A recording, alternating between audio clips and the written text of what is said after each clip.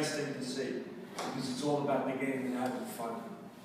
So I'm sure you have some questions, which I'd be happy to try to answer. All right, thank you. Dee, go ahead. And then I have to say that I did see, even in the offices, even the demeanor of the officers on the street is totally different. It used to look like they're militias. There's no interaction with the community unless there's an arrest or like an enforcement of what they think is the law. And I see even the officers walking to us as the public safety and the public and coming and saying, you know, we are relieved, we're happy, and we're glad that you guys did this because we were forced to do something that we didn't believe in. And I see them much happier and much more interacting with the community. And I'm glad that you volunteered, and I think that you love the sports, and it shows. And I also have to say the other part of it is, so we fixed a couple of things. Now I do know from my observance that there is a drug problem. There is some people from outside of the island that are coming, that are gang-related. I've seen it on the field, I've seen it in the streets, and I just want to know that what is the bigger plan, and how do you deal with this, and or domestic problems? I know we don't have a crime, but it does exist, and are you guys working with the NYPD? Is there a plan? That's the first part of my question. The other part of the question is that I was part of this rescue, the hurricane and all of that stuff, and I asked that question: what is the plan if there is no 7 days to evacuate the island, and it's something either man-made issue, a threat, or like a small tsunami that would do the same, and then they said, well, you have to go back to public safety and ask them. They didn't have a plan for that, so that's my two questions. Oh, okay. Let's see. Well, the first piece about the drugs on the island, it definitely exists. There are a few locations. Enforcing narcotic issues is very difficult in uniform. So we depend a lot on the NYPD for that. And the commanding officer over at the 114 precinct has been very responsible and very responsive. Who was that? You mean Cerebisi? Steve Cerebisi. Okay. Deputy Inspector. Yes, Deputy Inspector Steve Cerebisi, and he's been over there almost 4 years. And I just happened to speak to some friends that I knew in the department, and he's got a really good reputation. I've asked him to do a few things, and he has. So, working with him, and he has his own enforcement team in the precinct, as well as we have to reach out to the narcotics division also and get support from them. But one of the difficult things, and it's not insurmountable, but since everybody kind of knows everybody here, it's kind of difficult to buy. But it's not, like I said, it's not insurmountable. So a lot of that is going to be with the help of the NYPD. What kind of narcotics are we talking? What drugs are we talking? What kind of drugs are we talking about, Adi? Well, the thing that I've seen in the last 2-3 months is a huge increase in marijuana. And some areas becoming kind of like a distribution center, like a conveyor belt. I've seen them courting the younger generation, the 12, 13 years old. But I've seen a lot of it, and I would like to follow up. I'm not putting you on the spot, but I'd like to follow up and see a real plan into what are you guys doing with the NYPD. Okay. I mean, I don't, some of these things, some of the plans, like an evacuation plan can and should be made public. But a real type narcotics plan is very difficult to share. But I agree with your assessment about the marijuana. I mean, I walk around the island a lot, I don't see crack vials, fortunately. Or needles. Pardon me? Or needles. Well, Right. exactly. See Now, little plastic, plastic things, sorry? little plastic things, they're about this big, What, the vials, the little vials you mean? Or little cells? plastic bags. That's Oh, what- yes, yeah, it's little marijuana bags. And, you know, That's not and I- marijuana. well, There's a lot of What's that? crack cocaine. pardon? There's a lot of crack cocaine. There's not a lot. I haven't seen a lot of evidence of crack cocaine. Jan, I'm not saying it's nowhere, I'm just I saying, see it all the time, I walk the two dogs, right. and whenever I walk the dogs, I'm always picking up. I see a lot of marijuana bags. Yeah. I see a lot of marijuana bags. We might be talking Little about plastic a bags. marijuana bag. No, this big is not marijuana. How big? Yes, it is. Yes, it is. Yeah, Yeah, it's a nickel now. but also they're laced, they're not just regular marijuana. And in your day, they did. Right. For this house. Right. You know what, They would make a refill. They mix it with tobacco. you know, I'll follow up with you, I'll walk around with you, but I have a feeling we're talking about the same thing. You know, They you know said, where my dogs, pardon me? Yeah. 540, the breezeway, Oh, yeah. that and used condoms. The math, you know, when I was a kid, they were little brown envelopes, it's not like that anymore, they're transparent bags. Right. We don't have any crackheads over here no more. They moved them out, they put them out. All of this that's going on now is marijuana. Because they evicted that tenant that was the problem that was doing it. Recently? It wasn't that recently, but it was recent enough. Right. Okay. I mean, I don't see it either. I mean, that's why I'm asking. I do see people smoking, you know, but I But haven't seen. they've been targeting the younger ones and. Well, when you say targeting how? It's very like, common you know, like throughout New York. my son refused it, but several times he'd be approached and, Good one. No offense. Don't take it. Okay, I gotta run. you know, my son and his friends, they've been approached and they refused, and they were like, oh, it's free, and like, no thanks, but Really? there's a lot of that, and Even from people they don't know. People people just that trying to they sell it. know, they familiar faces, but they don't know them. Okay. Okay. Just, there was I've had his hand just up. about the same subject though. Okay. Hypodermic needles were found in a park. One. Right, one, and you know, we have several hospitals on the island, Right, insulin. diabetic people, I have not seen anyone since I've been here that gives any appearance of being on heroin, and, you know, I grew up with it, so, and I'm not saying that shouldn't be disconcerting to a parent, but it really could have come from anywhere. I don't see heroin on the island, but it doesn't mean we're always looking. I just wanted to answer the second part of my Deep's question about the evacuation. There is an evacuation plan. It's dated though, and I mentioned that at the OEM presentation. And it's dated. It's inadequate. So, but there is part of it that we can work with in an emergency right now. But there will be a new evacuation plan, and it will be made public. Okay. Thank you. Yeah, just on the drug thing, I think your approach is, is realistic.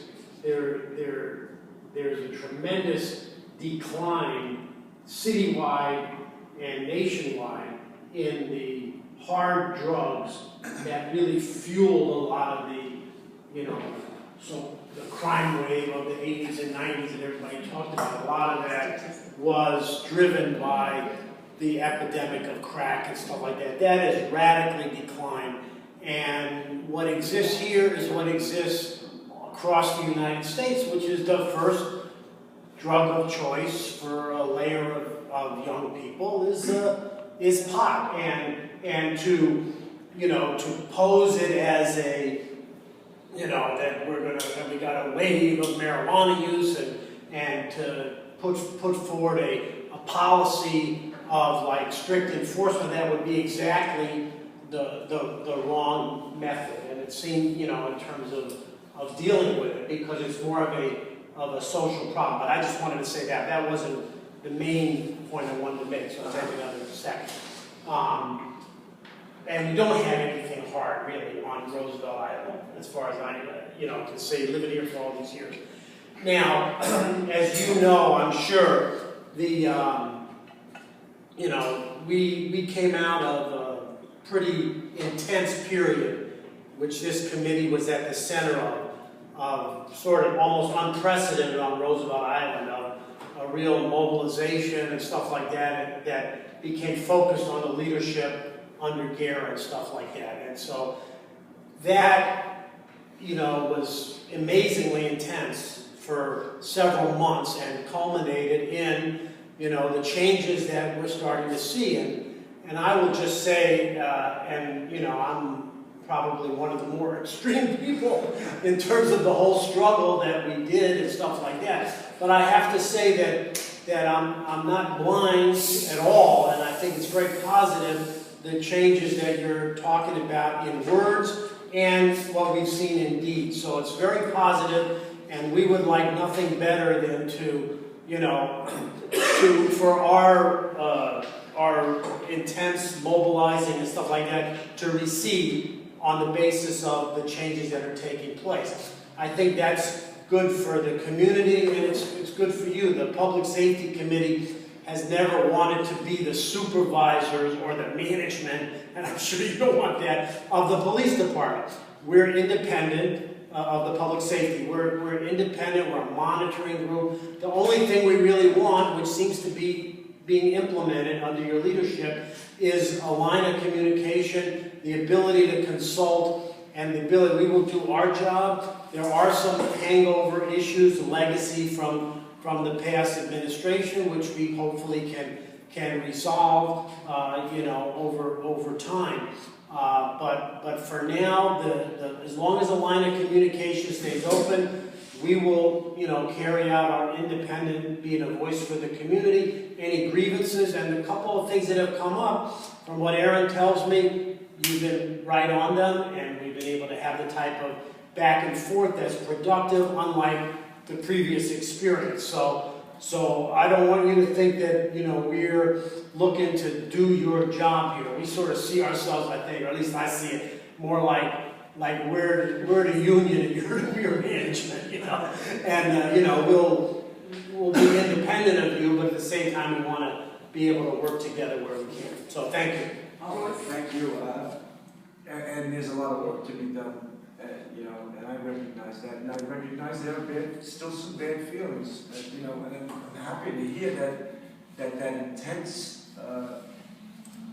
the intensity that you described, some of that is simmered down because it's not healthy for anybody. Just like you said.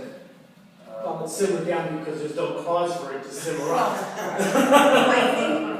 I think that we've given the Public Safety Committee, we do still feel though, as I've said to you, and this is no secret, I say it in all of the RIOC meetings I attend, that there is still a layer that is still there. We understand that your first 3 months you were an interim and we're not really in a position.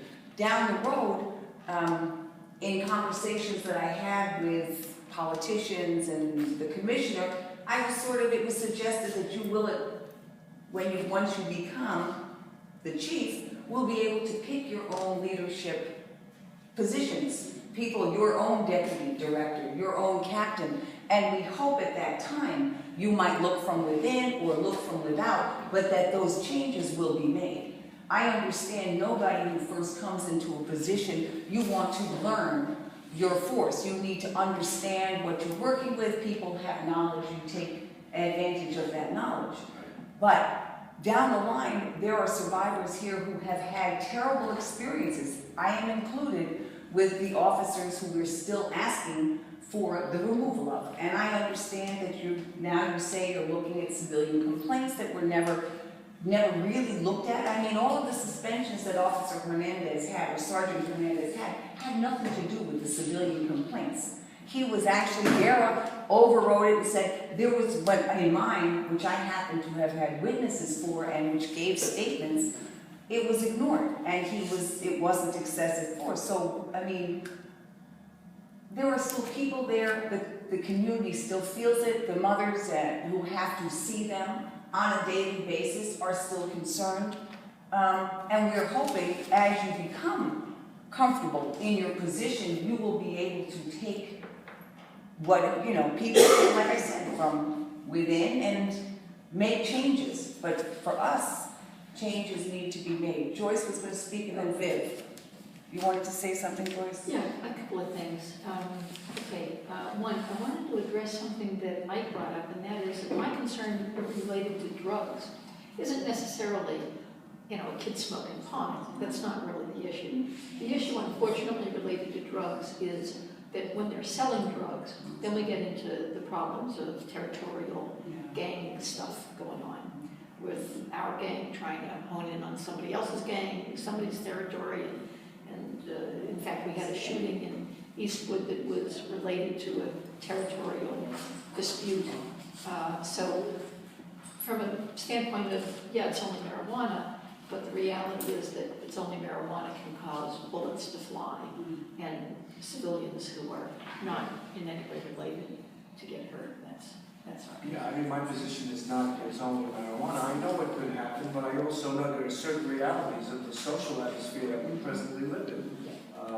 We just want to make sure. Yeah, absolutely, and you know, there is no resting on laurels here because things change. I'm being very honest when I say I haven't seen evidence of real hard drug sales or use here. But you know, we're keeping an eye on marijuana. No, and I'm not minimizing, you know, what that is. And there's also been talk about gang activity. You know, I haven't seen any gang activity, with the exception of, it was interesting because there was a gathering, there was a meeting of some Latin kings here on a Sunday. Now, that doesn't mean that they're looking for a place to position themselves on the island.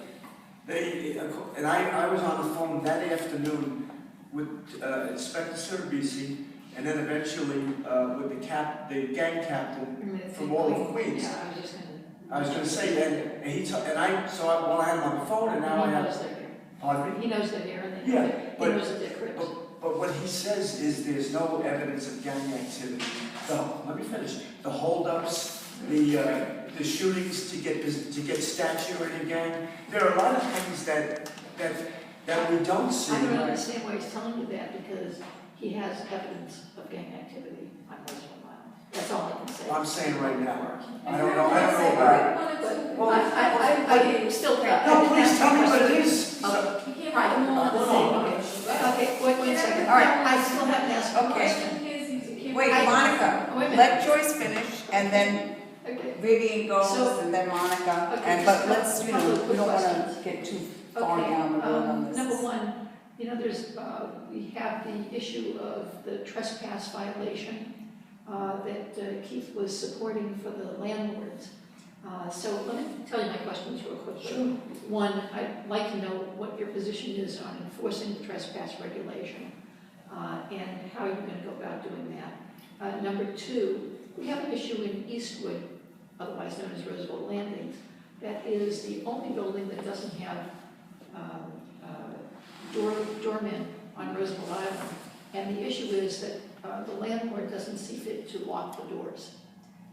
And so it gives access to anybody who wants to come into our building. The doors aren't locked. No, they're not. No, I'm sorry. 6 to 8 doors every night are unlocked in our building. We've done a watch, and 6 to 8. And you go back in your records and you'll see that. And the other thing that I wanted to say was, there was a third question. Oh, are you staying? I think so. You know, but you know, when you're working, when you're in government, it's never done until it's done. Okay. But there's every indication that I am. Okay. And you know, with just something that doesn't mean much of anything, but a comment that my son made to me a couple of weeks ago, and it was kind of on target. He said, "You seem so much happier since you've been out of this job," and I am. You know, and it doesn't, you know, and it's not because life is a bowl of cherries, but I just enjoy this type of work. And when I see even the smallest of results, I personally get satisfaction. So I hope to stay here. Okay, so go ahead, question. Right, well, trespass. the and trespass, walking that road. it's called the trespass affidavit program. And, you know, that program was developed for some really hardcore apartment buildings and public housing throughout the city. And there were buildings where kids would congregate, and not only, I mean, not to smoke marijuana, but, you know, more serious offenses were. To murder, to rape girls, to murder them. So, I mean, we still do the verticals, but we haven't brought anybody into custody on the basis of that program. The program has value, in my opinion. It may have only certain applications here. Now, there needs to be training, and I've contacted the DA's office who sponsors the program, and unfortunately, I haven't heard back yet. So, even in yeah, I'm still kind of evaluating it, but, you know, like I said, it was really built around some real serious and chronic issues that don't exist here. Okay. And the abuses that did take place, a lot of this was centered around the misuse of that program in places. And a lot of the cases that we took up was a result of that. So the committee as a whole is very clear on the fact that you disbanded that unit, wonderful. That's exactly the direction. Are part of our executive because they're part of the lease. But I agree that I don't think that in 90% of the cases, arrests were ever necessary during those vertical patrols in the trespassing affidavits. I mean, I think that they were overutilized and they were utilized in order to evict people in many cases. And a lot of the times it was a way for promotion. I mean, you know. But the other thing is to please add checking the doors in Roosevelt landings to the vertical. Right. Because on any given night, 6 to 8 doors are unlocked. Yeah, there's 49 doors in Roosevelt landings. Okay. Did he cover all your questions? Yeah. Okay, Vivian? All I want to say is, if after we have our meetings and we're outside and we're congregating, are we considered gangs because we're congregating? Not every time when the youth are standing outside talking amongst each other are they gang members. I mean, I'm not trying to defend them, but at the end of the day, not everybody is a gang member, and not everybody is selling drugs. Absolutely, I'm in total agreement. You know, and they should be treated as such. Right, because when my sons come home from college, I don't want nobody looking at them like they're gang members or, you know, they're outside selling drugs. They're talking about what they did in school and how the year was, but immediately they label them as gang members because they're standing there congregating. So when we're standing out congregating, we should be labeled as that too because it's a group. And that supports what I said earlier, that, you know, people congregating is not evidence of gang activity. Right. Evidence of gang activity are some of the things I mentioned before. Robberies to gain stature in the group, assaults, and things of that, and organized drug sales. Right. And I'm glad that there's a real open door policy with you. I'm glad to have had the opportunity to come in and sit down and talk with you about a lot of things and not hearing it from her or her because, you know, some of the things that you went back and you talked to with the prior person went to other people. So I'm glad to know that I could come and talk with you in common sense. Somebody stays said between me and you. Somebody suggested that my office should be right in front where the plate glass is. And I said, can't be, because, you know, then there's no privacy for folks that want to come in that don't want to advertise it. Exactly. Well, I thank you for coming in. Yeah. I hope you are here permanently. I hope so too, and I hope we can just continue to improve. And, you know, you had showed me something one day that, you know, and that supported what Adib said before, where you had an older guy with younger kids that he was kind of deputizing to, we had another occasion a couple of weeks ago where there was a marshal getting ready to evict somebody. This really wasn't made too public, but or maybe it was. And it, It will be now. Actually, it was, maybe not in great detail, but there was a guy that, you know, in his late 20s, that was growing marijuana, and I mean, a lot. Growing where in his house? In the house, he had everything, he had everything there, you know, but interestingly, and I, you know, nobody that I spoke to could, I think he was, there was evidence there that he was shipping it, and I don't think he was selling it on the island, I really don't, I'm not saying that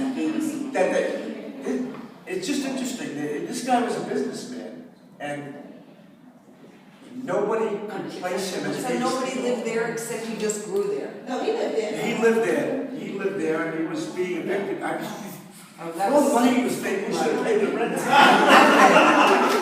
But he had like the setup inside his apartment, and when they came to evict him, they saw it. That's exactly what it was. It's crazy. It couldn't have been a very good business. Okay, And, okay. Adib, you have another question? Rick, you had some questions? Sure. Adib, go ahead. Oh, Monica, go ahead. I just want to say, you know, I'm happy here, and I don't like that everybody like said alienate the kids that live here. Some kids come from all the island, you know, this is New York. New York is New York, you know how it is. And I don't like our kids to be alienated and, you know, told they can't be where they live. I just want a place, if you can, I don't know, somehow, you know, there's a place where these kids can go, like, you know, kids over, let's say, 17 to 25, where they like to hang out and just get in without getting in the way. There's not, You know, because it's really hard for them to hang out outside, you know, especially, well, now it's getting cold, so now they're not going to want to be outside, but, you know, when the weather gets warmer, you know, the kids are all over the place.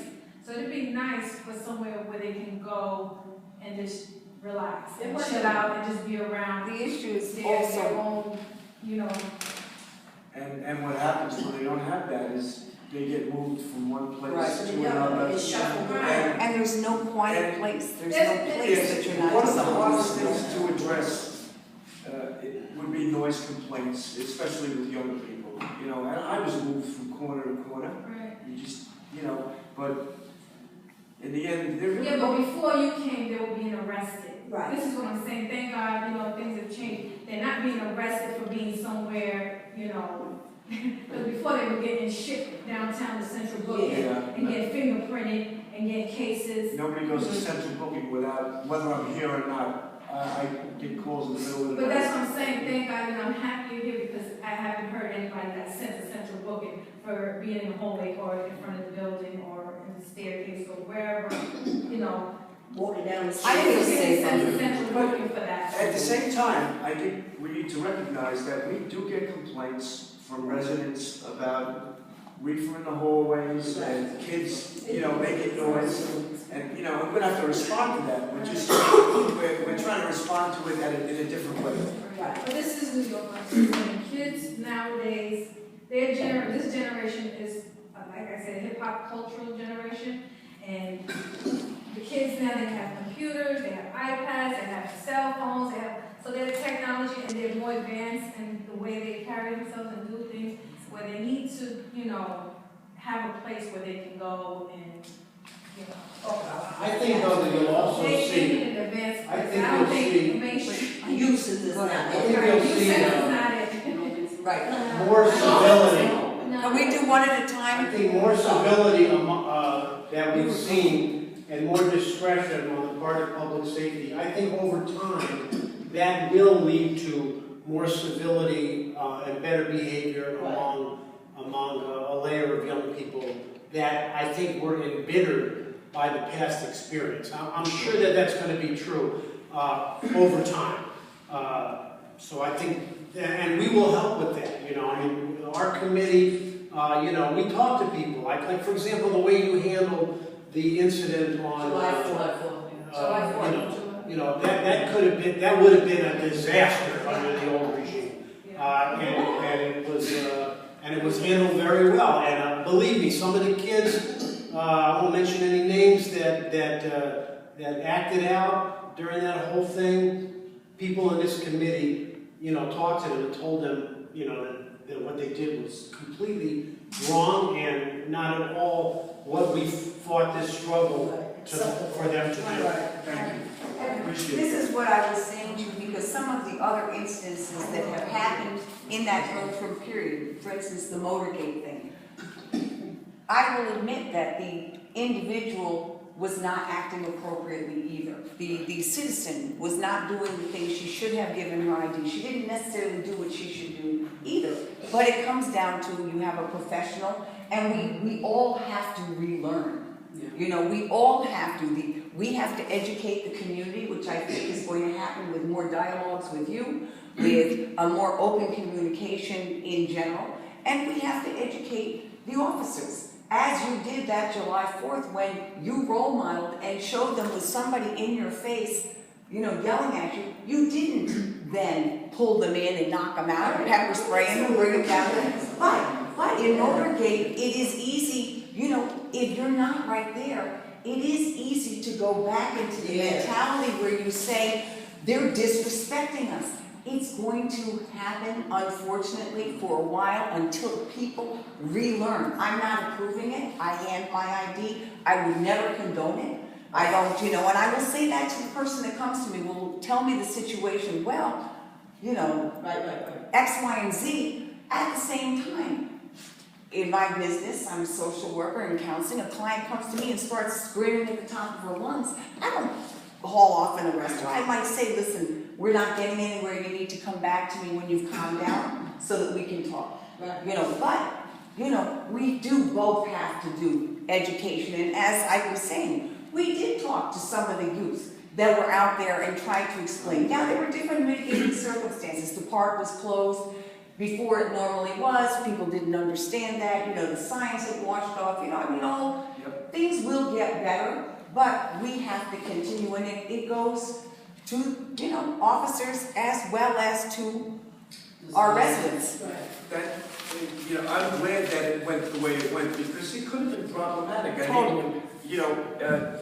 I'm sure that a fair amount of the kids thought we were just being arbitrary about closing it at a certain time.